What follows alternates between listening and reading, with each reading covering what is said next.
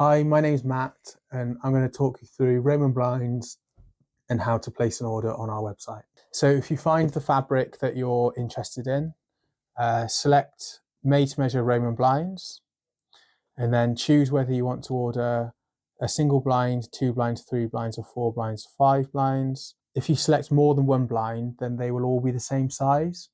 If you want to select multiple different size blinds, then you will need to add them to the cart and then start again. Enter your width sizes and your drop. The first thing to think about when measuring for a Roman blind is if you're going to have the blind inside the recess or fitted outside of the recess. If you have the blind inside the recess, then the blind will hang lower and block more light coming into the room. If you fit it outside of the recess, the blind will raise higher and get out of the way so more light can come through.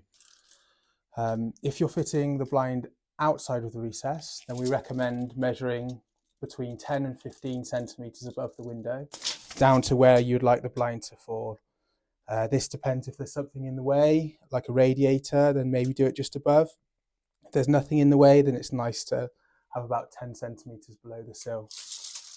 With the width, if it's outside the recess, then it's just nice. It's nice for the blind to cover the windowsill. There's nothing worse than the blind falling down and still being able to see the windowsill poking out. So in this case, I could go 10 centimetres each side, and that would be a nice fitting blind. When the blind's fitted inside the recess, you measure inside the recess like this. Make sure to measure a few places down the window, just in case the window isn't square.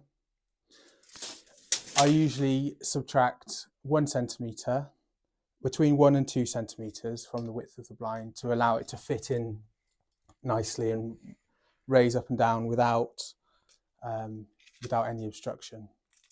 For the drop, I usually measure in multiple places across the window and take the smallest measurement,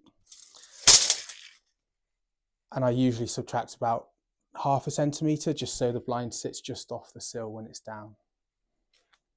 Select a lining. Choose whether you'd like them to be just lined or have lining and interlining. So when it comes to the lining for your Roman blind, there's a few options. This is the white lining.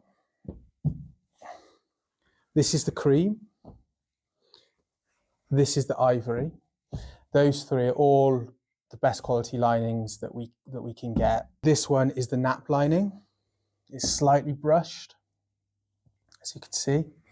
It's got a slightly brushed finish, so it's slightly warmer. It's not as warm as an interlined blind, but it's a step in that direction. This one is the thermal lining, and this is the blackout lining. Some people think the blackout lining is going to be black, but it isn't. It's like an ivory colour. This is interlining.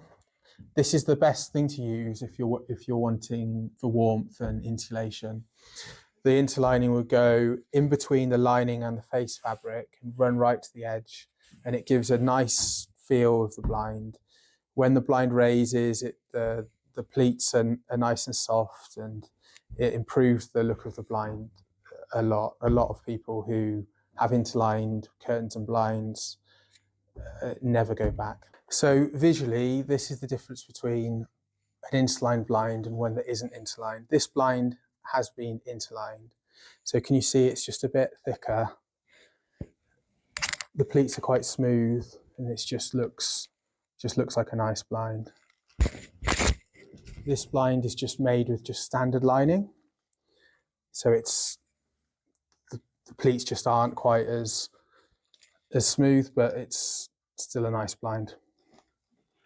Choose whether you like the chain on the right side or the left side, and also whether you'd like antique brass or chrome finish chain.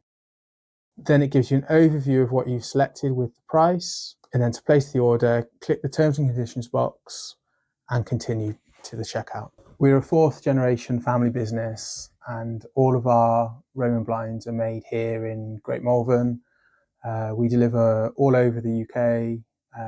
If you have any questions, then please get in touch.